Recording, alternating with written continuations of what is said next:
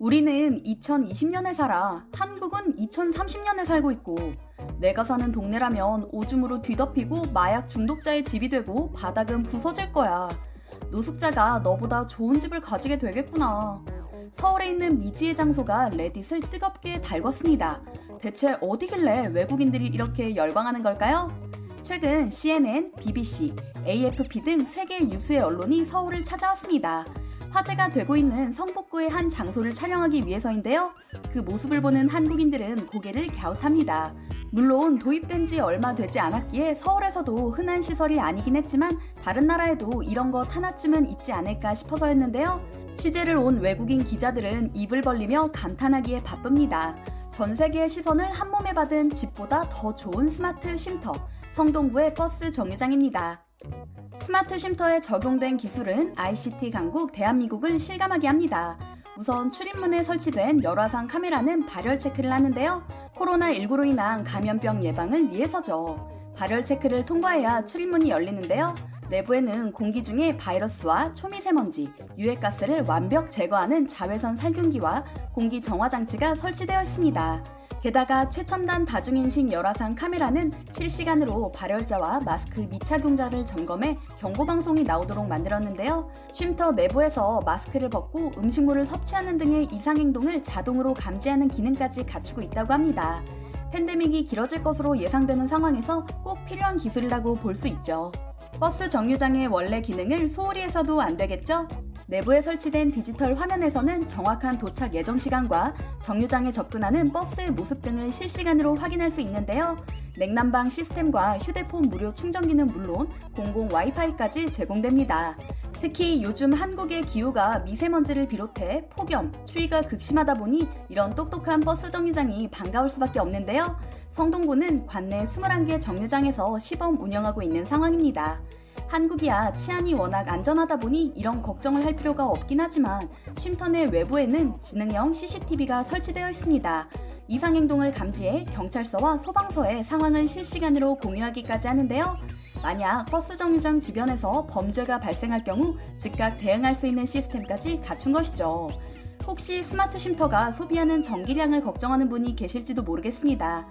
뭘 하든 완벽하게 하는 한국인들은 에너지 절감과 비용 측면에서도 효율을 꼼꼼하게 따졌습니다. 스마트 쉼터에 사용되는 전기는 바로 지붕의 태양열 패널을 통해 스스로 전력을 생산하는 무정전 전원 장치를 바탕으로 운영되거든요. 스마트 쉼터의 이용객은 무려 40만 명에 달하는데요. 버스 정류장의 개념을 쉼터로 바꾼 발상에 주민들의 칭찬도 이어집니다.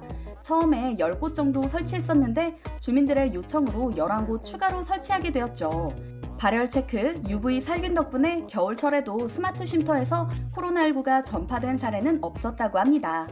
스마트 쉼터를 본 외신 또한 코로나19 K방역의 또 다른 혁신적인 개발품의 등장이라며 한국인들의 똑똑함에 환호했는데요. 선진국 대부분이 버스 정류장에 문자로 현황이 안내되는 시설을 최근에 설치했을 정도로 일상생활에 편리함을 구현하는 기술 분야에 있어 한국보다 훨씬 뒤떨어져 있기 때문입니다. 앞서 잠깐 소개한 레딧의 외국인들 반응도 재밌습니다. 이런 발상을 해냈다는 것에 놀라워할 뿐더러 해당 시설이 깨끗하게 유지되고 있다는 사실에도 경악하는데요. 이런 반응은 미국과 유럽 국가에서 주로 나옵니다. 아주 멋지다. 지역 주민이 정류장을 돌볼 수 있을 만큼 충분히 존중해줘서 기뻐. 불행히도 영국에선 5분 안에 파괴되고 낙서로 뒤덮일 거야. 미국도 마찬가지야. 슬퍼. 프랑스에서도 이랬으면 좋겠어. 하지만 여기에선 좋은 정류장을 가질 수 없어. 첫날에 그래피티하고 긁히고 약탈하고 소변기로 쓰일 거야.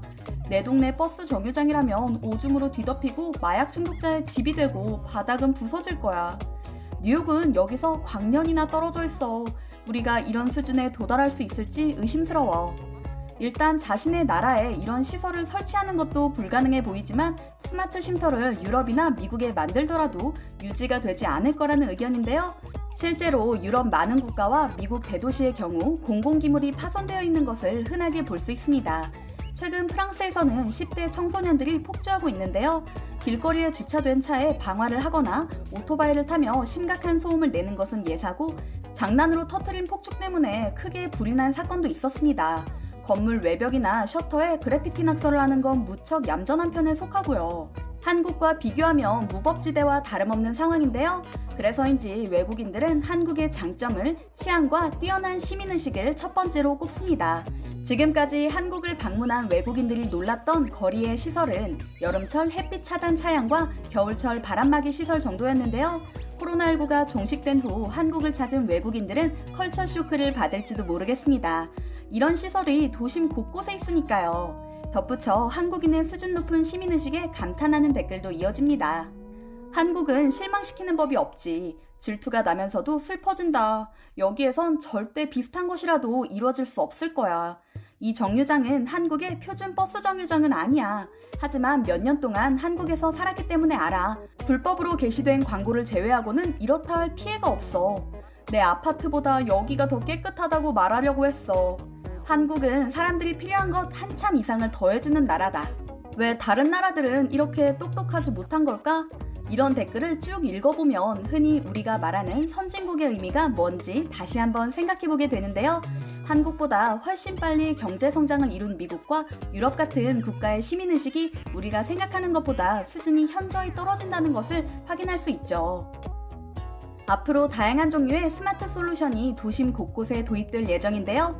전북 전주시는 CCTV가 구축되어 있지 않은 곳을 주요 경로로 안전사고와 범죄에 대응하는 방법을 마련했습니다. 보안 사각지대를 ICT 기술로 꼼꼼하게 챙기겠다는 건데요. 우범지역 위주로 드론을 띄워 이상 상황을 감지할 경우 자동으로 도시통합운영센터로 영상을 송출하고 이를 확인한 경찰과 소방관들이 즉시 출동하는 시스템입니다. 범죄도 해당이 되겠지만 갑작스러운 심장마비 등으로 쓰러진 사람을 구조하는 데 유용하게 쓰이겠죠. 강원도 지역에서는 시골에서 발생하는 심정지 등으로 인한 사망률이 심각하게 문제가 된 적 있습니다. 고심하던 강원도는 구급차 출동 시간을 줄이기 위해 사고가 발생하는 지역 데이터를 면밀하게 분석하고 그 지역을 중심으로 구급차를 운행해 신고가 들어오는 즉시 출동하는 시스템을 갖췄는데요. 출동 시간이 확 줄어드는 성과를 거뒀죠. 이 덕분에 고위험 사고 발생 시 인명구조 확률을 현격히 높일 수 있었다고 합니다. 사람을 살리는 기술의 모범 사례 같은 일이죠. 기술이 제 아무리 발전하더라도 사람을 위해 쓰이지 않는다면 무슨 소용이 있을까요? 그런 의미에서 한국은 진정한 ICT 강국이라 불러도 모자람이 없을 것 같습니다.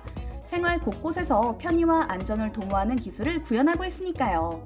한국의 놀라운 혁신 기술, 앞으로도 지구촌 곳곳을 놀라게 할 것이라 믿게 되는 이유입니다.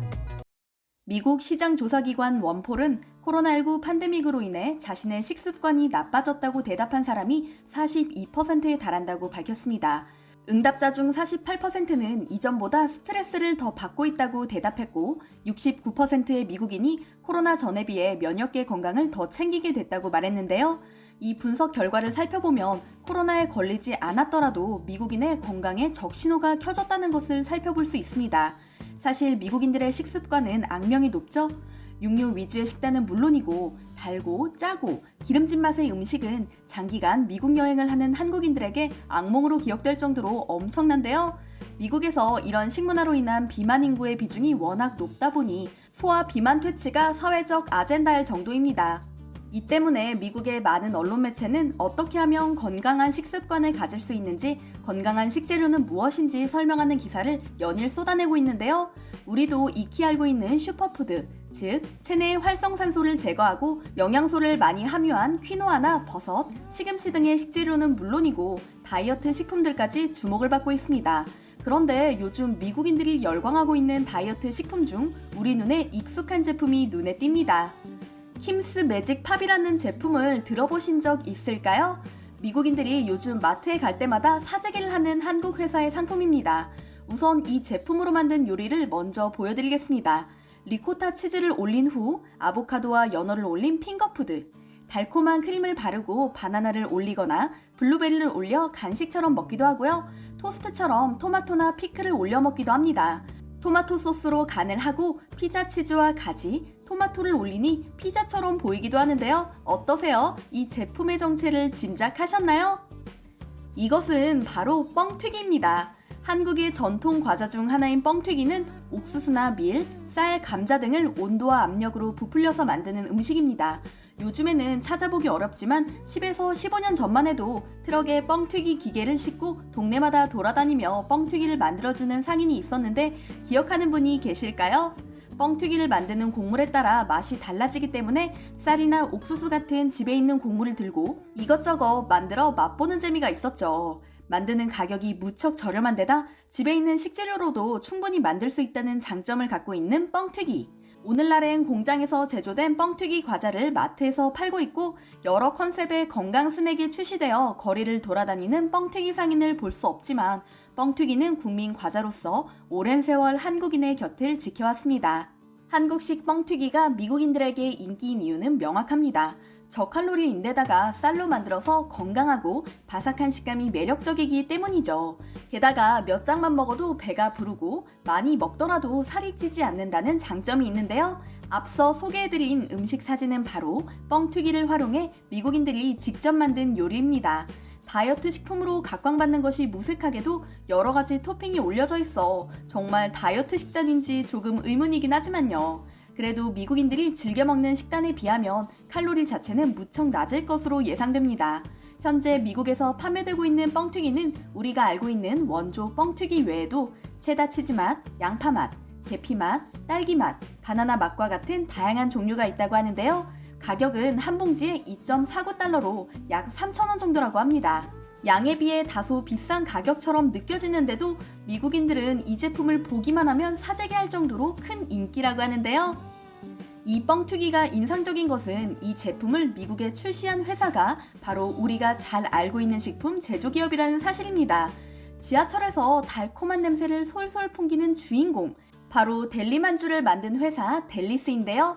놀랍게도 델리스가 미국에 진출해 뻥튀기를 선보인 건 무려 10년 전. 미국 뉴저지에 본사 델리스 글로벌을 설립한 후 현지 시장을 공략해온 델리스의 활약은 놀랍습니다.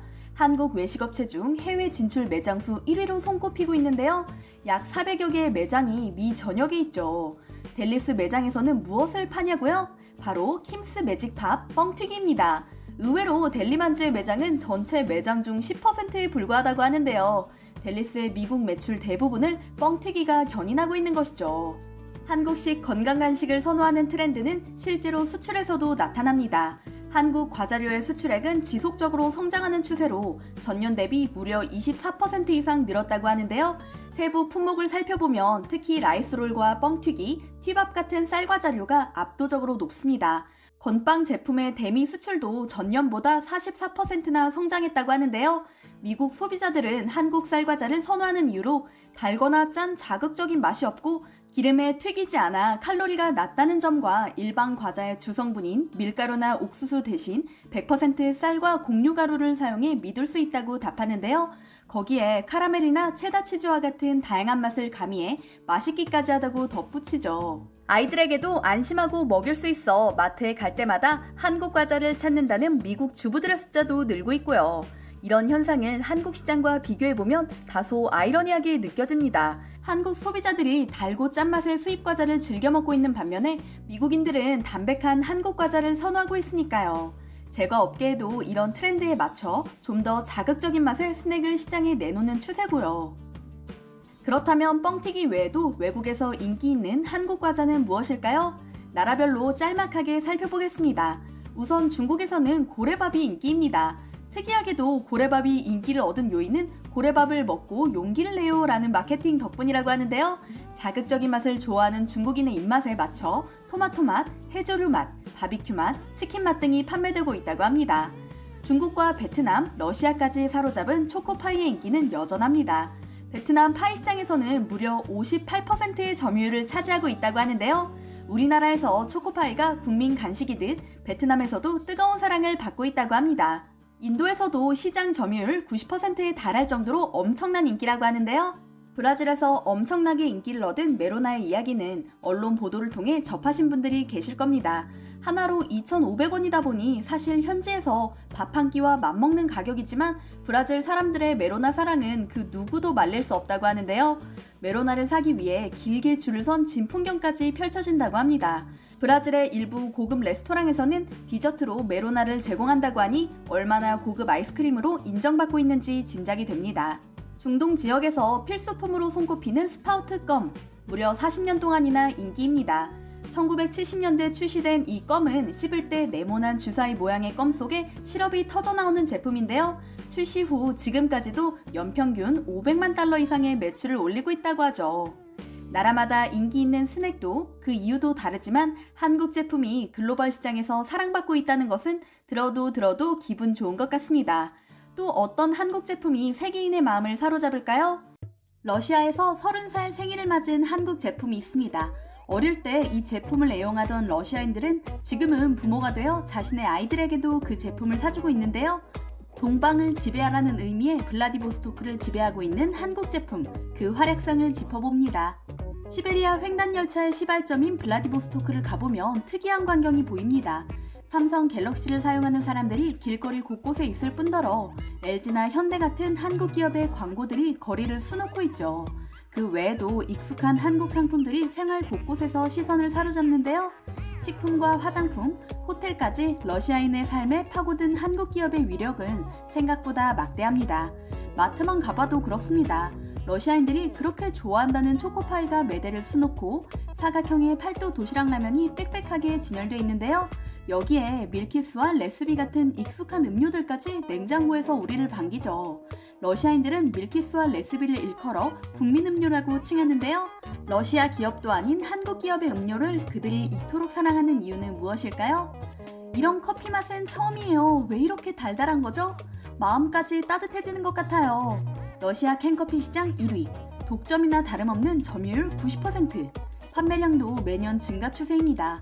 2018년 94만 상자이던 판매량은 2019년 115만 상자로 사상 최대치를 기록했는데요. 한국에서보다 러시아에서의 인기가 더 높은 레스비의 비결은 지난 20여 년간 꾸준히 유지되고 있습니다. 오히려 나날이 인기가 높아지는 추세인데요. 인기 비결은 크게 두 가지로 분석됩니다. 첫째, 다른 러시아 음료와 달리 아메리카노, 모카, 초코라떼, 에스프레소 등 다양한 맛을 선보인 레스비의 다양성이 있습니다. 둘째, 레스비 전용 온장고를 설치해 겨울에도 따뜻한 음료를 마실 수 있게 했다는 점입니다. 사실 온장고는 한국에서는 쉽게 볼 수 있는 시설인데요. 손이 얼 정도로 추운 러시아에서 의외로 찾아볼 수 없는 시설이었죠. 레스비 온장고는 러시아에서 3만 대나 운영되고 있다고 합니다. 러시아인들의 꽁꽁한 손과 마음까지 녹인 레스비, 한국인만이 펼칠 수 있는 마케팅 전략이었죠. 러시아인들이 식사 후 마시는 음료는 레스비 이외에도 한 가지가 더 있습니다. 러시아는 워낙 추워서 과일을 구하기가 쉽지 않은데요. 그런 이유로 과일을 음료를 통해 섭취하는 식습관이 있다고 합니다.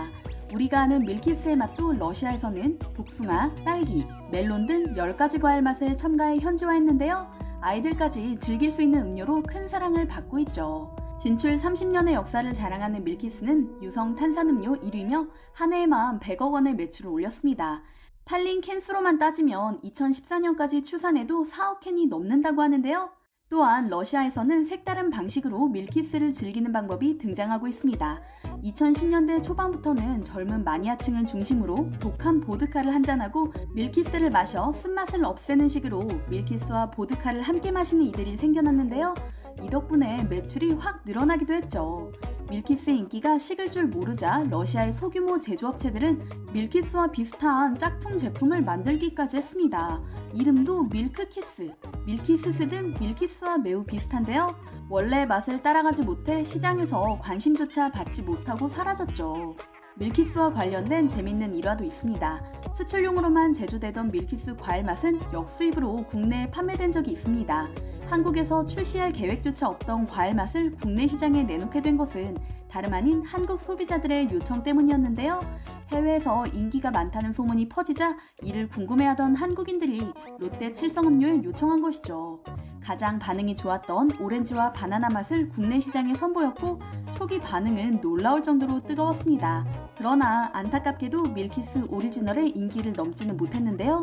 이런 연유로 한국에서는 밀키스 과일 맛을 찾을 수 없게 됐죠. 최근 롯데 칠성음료는 새로운 도전을 시작했습니다. 러시아 음료 시장의 12%를 차지하는 에너지 음료 시장에도 진출하기로 한 것인데요. 레드불, 아드레날린 등 해외 글로벌 기업의 음료들이 시장 대부분을 차지하고 있는 상황에서 핫식스로 도전장을 낸 것이죠. 기존의 기업들이 극한이나 익스트림 같은 컨셉으로 소비자에게 어필하는 것과 달리 데일리 에너지 드링크 개념으로 부담 없이 마실 수 있도록 하는 전략인데요. 대학생들의 시험 기간이나 바닷가, 주유소 등에서 소비자들을 직접 만나 알리는 활동을 펼치고 있다고 합니다. 또한 스포츠 음료 니어워터 시장도 적극적으로 공략할 예정인데요. 우리에게는 익숙한 2% 아쿠아, 데일리 시와 같은 음료가 러시아에서 시장성이 있으리라 판단한 것이죠. 2% 아쿠아는 얼마 전부터 러시아 현지마트에 입점을 시작했다고 합니다. 이런 걸 보면 앞으로도 러시아에서 한국 기업들이 승기를 잡을 기회는 무궁무진한 것 같습니다. 기회의 땅 러시아를 노리는 나라는 많습니다. 중국이나 일본, 태국과 인도네시아 등 수많은 동남아 국가들이 러시아에 진출해 있는데요. 유독 한국 제품들이 러시아에서 사랑을 받는 이유에 대해 업계 전문가는 이렇게 말합니다. 중국이나 동남아산은 맛이 떨어지고 한국과 비슷한 퀄리티의 일본산 제품은 터무니없이 비싸서 손이 가지 않는다고요. 한국산이야말로 좋은 품질과 합리적인 가격 두 가지를 만족하는 유일한 제품을 생산하고 있다는 것입니다. 오랜 세월 이렇게 좋은 이미지를 유지하고 있다 보니 러시아인들의 한국 제품을 향한 사랑과 신뢰는 자국 기업을 향한 것보다 강하다고 합니다. 주목할 만한 것은 한국 기업들의 놀라운 생존 방식입니다. 원래 한국 기업이 해외 시장으로 눈을 돌리게 된 것은 내수 시장 경쟁이 너무 치열해서였습니다. 더 이상 시장 파일을 늘리기 어려운 데다 대부분의 기업이 뛰어난 제품을 만들어 시장이 정체된 상황이었는데요. 돌파구 중 하나로 떠올린 러시아, 중국, 동남아와 같은 해외 진출이 이제는 매출 효자 분야로 손꼽히고 있죠. 특히 레스비와 밀키스처럼 철저히 현지화해 시장 수요에 맞춘 제품 전략이 큰 호응을 얻어 매출로 이어진 경우가 많은데요. 한국 기업 특유의 창의적인 발상과 근면함이 돋보이는 사례라 볼 수 있습니다. 국내에 유통되는 제품 그대로 수출하고 있는 일본이나 중국 기업의 제품 중 밀키스나 팔도 도시락 같은 대성공 사례를 찾아볼 수 없는 것이 그 증거죠. 게다가 한국 기업 특유의 끈끈한 의리도 한몫했습니다. 롯데 칠성 음료나 팔도 도시락을 만든 팔도 역시 러시아가 1998년 경제위기 때문에 모라토리엄을 선언했을 때도 러시아에 머물렀던 기업인데요. 수없이 많은 외국계 기업이 썰물처럼 러시아를 빠져나왔던 것과 달리 러시아 시장의 가능성을 믿고 버틴 것이죠. 이때를 기억하는 러시아인들은 다른 나라의 기업들은 러시아를 버렸지만 한국 기업만은 달랐다고 회상하곤 합니다. 푸틴 러시아 대통령 또한 코로나19 사태로 러시아 전역의 공장이 문을 닫았을 때도 팔도 도시락 생산 라인만큼은 가동하도록 지시했다고 하는데요. 한국 기업을 향한 각별한 신뢰를 엿볼 수 있죠. 이처럼 한국 기업의 제품으로 호감을 쌓은 러시아인들은 요즘 한국에서 왔다고 하면 한박 웃음을 지으며 반긴다고 하죠. 매일 한국 기업의 제품을 먹을 정도로 생활 깊숙이 자리 잡은 한국 기업을 떠올리면 러시아인의 이런 반응은 어쩌면 당연한 일인 것 같습니다. 앞으로도 한국 기업들이 불공국 러시아의 사랑을 듬뿍 받길 기원하며 오늘 영상을 마치겠습니다.